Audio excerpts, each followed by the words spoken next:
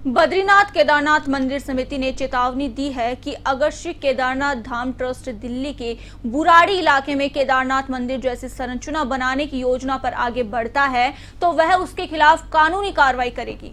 विवाद तब शुरू हुआ जब सीएम पुष्कर सिंह धामी ने दिल्ली में मंदिर की आधारशिला रखी, जिसका निर्माण संगठन कर रहा है बीकेटीसी।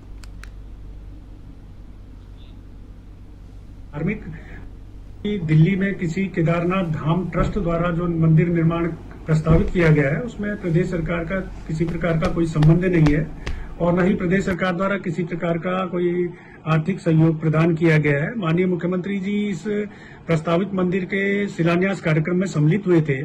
इसके लिए माननीय मुख्यमंत्री जी से कुछ साधु संतों ने, कुछ जनप्रतिनिधिगणों ने अनुरोध किया था और माननीय मुख्यमंत्री जी एक धार्मिक कार्यक्रम के नाते इस समारोह में वो सम्मिलित हुए थे, लेकिन प्रदेश सरकार का इस मंदिर के निर्माण से किसी प्रकार का कोई संबंध नहीं है। मैं आपके माध्यम से यह भी अवगत कराना चाहूंगा कि हमारे पास कतिपय ऐसी भी शिकायतें आई हैं कि कुछ व्यक्तियों द्वारा केदारनाथ अथवा बद्रीनाथ के नाम पे ट्रस्ट अथवा संस्थाएं गठित करके श्रद्धालुओं से दान चंदा एकत्र किया जा रहा है। धर्मशालाओं के निर्माण के नाम पे, हॉस्पिटल के निर्माण के नाम पे। गदरपुर के 15 बटालियन एनडीआरएफ परिसर मुख्यालय में लोक पर्व हरेला मनाया गया, जिसमें एनडीआरएफ अधिकारी और कर्मचारी और जवान मौजूद थे। एक पेड़ मां के नाम जो प्रधानमंत्री का आह्वान है, उस पर आधारित यह कार्यक्रम का आयोजन किया गया। इस मौके पर बोलते हुए कमांडेंट सुदेश कुमार दराल ने कहा कि 15 बटालियन एनडीआरएफ के परिसर की जो गदरपुरा में स्थित है, यहाँ पर लोक पर्व हरेला जो उत्तराखंड का संस्कृत त्योहार माना जाता है।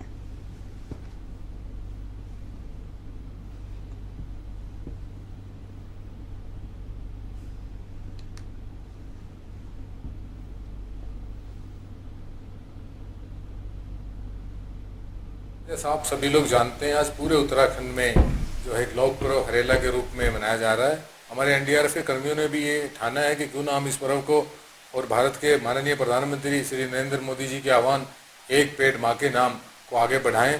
इसी को ध्यान में रखते हुए सभी जवानों ने आज एक एक पेड़ अपनी माँ के नाम, अपने देश के नाम लगाने का ठाना है और उसी उपलक्ष्य में आज हमने हरेला पर्व को जो है यहाँ पर आयोजित किया है।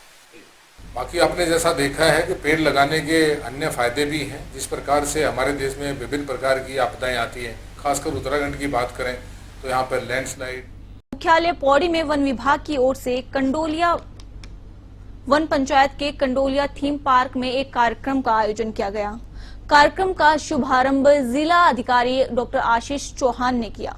कार्यक्रम में डीएफओ गढ़वाल वन विभाग स्वप्निल अनिरुद्ध और डीएफओ सिविल और सोयम वन विभाग प्रदीप कुमार धोलाखंडी की भी मौजूदगी रही। इस मौके पर स्कूली छात्रों ने पर्यावरण की रखवाली, घर घर हरियाली, लाइव समृद्धि और खुशहाली थीम पर अपनी प्रस्तुतियां भी दी।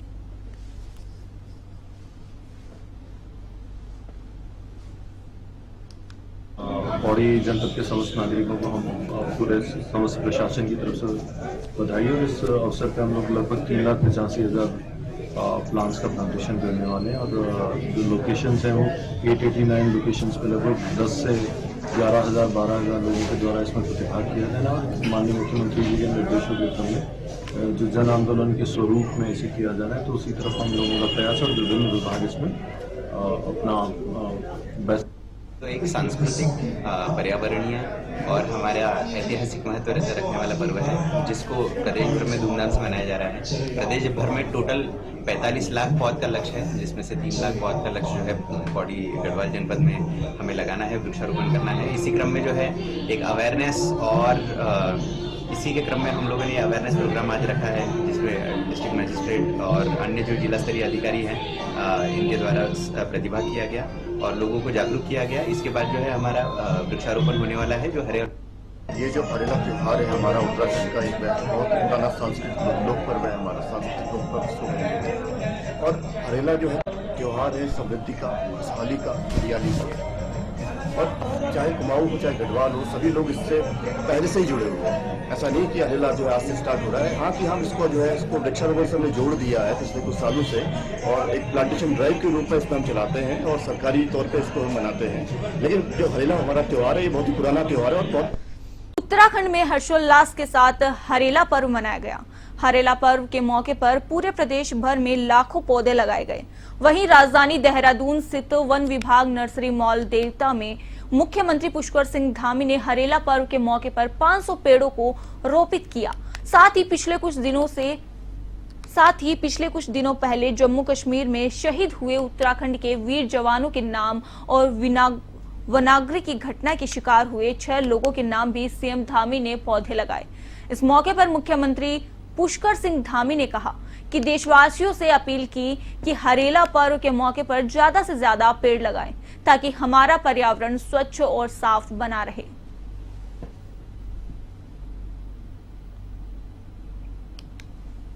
सर, आज हरेला पर्व का आपने शुभारंभ किया प्लांटेशन करके, क्या कुछ मैसेज देना है? हरेला पर्व हमारा प्रकृति के संवर्धन का, प्रकृति के संरक्षण का और प्रकृति के पूजन का एक महापर्व है और इस पर्व पर हमने तय किया है 1 करोड़ से अधिक सभी विभाग हमारे पेड़ और वृक्षों को रोपित करेंगे, पौधों को रोपित करेंगे। और आज के दिन, आज पर्व के दिन 50 लाख पौधे पूरे प्रदेश के अंदर आज रोपित किए जाएंगे।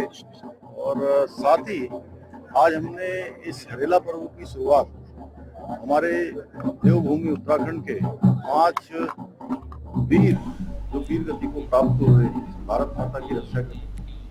पर्यावरण को समर्पित उत्तराखंड के लोक पर्व को लेकर आम से लेकर खास तक सभी लोगों में उत्साह देखने को मिल रहा है। उत्तराखंड की परंपरा यह रही है कि हरेला से 9 दिन पहले यहां पर हरियाली बोई जाती है। वहीं पर्यटन मंत्री सतपाल महाराज ने प्रदेशवासियों को लोक पर्व हरेला की शुभकामनाएं दी है। उन्होंने कहा कि उत्तराखंड में मनाए जाने वाला हरेला पर्व सावन के आने का संदेशा देता है। हरेला पर्व राज्य सरकार ने प्रदेश भर में वृहद स्तर पर वृक्षारोपण का निर्णय लिया है।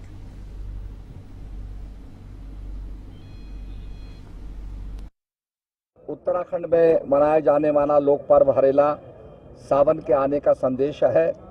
इस पर्व के पीछे फसल लहलाने की कामना है, खुशहाली का आशीष है और बुजुर्गों का आशीर्वाद है। मुख्यमंत्री श्री पुष्कर सिंह धामी जी ने कहा है कि हरेला पर्व जो है वृक्षारोपण अभियान जो इसमें व्यापक हम चलाएंगे और इसको बहुत बड़ा आंदोलन बनाएंगे, ये उन्होंने अपना वक्तव्य दिया है। मैं आज सभी को हरेला पर्व की बहुत बहुत शुभकामनाएं देता हूं। दिल्ली में भगवान केदारनाथ धाम के प्रतीकात्मक मंदिर बनाने को लेकर प्रदेश में सियासत तेज हो चुकी है। विपक्षी दल कांग्रेस लगातार सरकार सर को खेलने का काम कर रही है।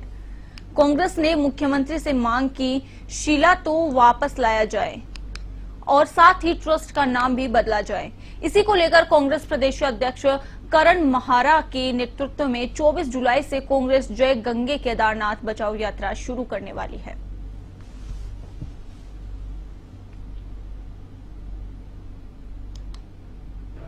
राम मंदिर के समय में भी जो अभी गोदियाल जी ने कहा, मैं कहना चाहता हूं संस्कृति और हमारी पद्धति के विरुद्ध इन्होंने काम किए। इन्होंने विश्वकर्मा जी के बनाए हुए नियम उनका उल्लंघन किया। जो शास्त्रों को और धर्म को चलाने के लिए जो 4 शंकराचार्य हैं उनके कहे हुए कथनों का इन्होंने विरोध किया और उसकी सजा इनको मिली है। मैं एक चीज और जोड़ना चाहता हूं, पुरातत्व विभाग इन सभी स्थानों पर सक्रिय है और हर मंदिर पर पुरातत्व विभाग ने लिखा है कि यहाँ की संपदा से, यहाँ के पत्थरों से, यहाँ की चीजों से खिलवाड़ नहीं किया जा सकता, वो दंडनीय अपराध है। तो यह अधिकार मुख्यमंत्री को किसने दिया कि वो केदारनाथ की शिला को लेकर यहाँ से दिल्ली गए? क्या मुख्यमंत्री के खिलाफ पुरातत्व विभाग का? मानसून की शुरुआत से ही मौसमी बीमारियां भी फैलने लगी है। डेंगू और चिकनगुनिया के मामलों की रोकथाम के लिए स्वास्थ्य विभाग एक्शन मोड में है। इस साल के लिए जारी एसओपी के तहत सोर्स रिडक्शन पर खास ध्यान दिया जा रहा है। वहीं देहरादून के सीएमओ डॉक्टर संजय जैन ने कहा कि पिछले साल के हालातों को देखते हुए 100 वार्डों के लिए एक माइक्रो प्लान बनाया गया है। साथ ही आशा वर्कर घर घर जाकर लोगों को जागरूक कर रही है। इसी के साथ ही जहां कहीं भी डेंगू चिकनगुनिया का लावा मिल रहा है उसे नष्ट किया जा रहा है। इसी के साथ ही प्राइवेट अस्पताल और ब्लड बैंकों को डेंगू की जांच की रेट पैथोलॉजी लैब पर चस्पा करने के भी निर्देश दिए गए हैं।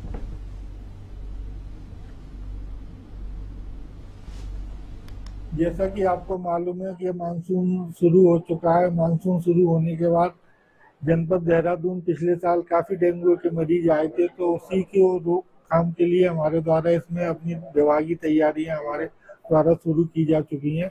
इसमें एक तो हमारे द्वारा पूरे 100 वार्ड का एक प्लान बनाया हुआ, माइक्रो प्लान बनाया हुआ है, जिसमें आसाम के द्वारा हम घर घर जाके लोगों को जागरूक भी कर रहे हैं और जहाँ जहाँ भी हमको लार्वा मिल रहा है तो उसको नष्ट भी कर रहे हैं। और नगर निगम के सहयोग से हम लार्विसाइडल एक्टिविटी भी हमारे द्वारा पूरे शहर में कराई जा रही है। दूसरा, इसमें जितने भी प्राइवेट हॉस्पिटल हैं और ब्लड बैंक हैं उनमें सभी को मेरे द्वारा निर्देश दिए गए हैं।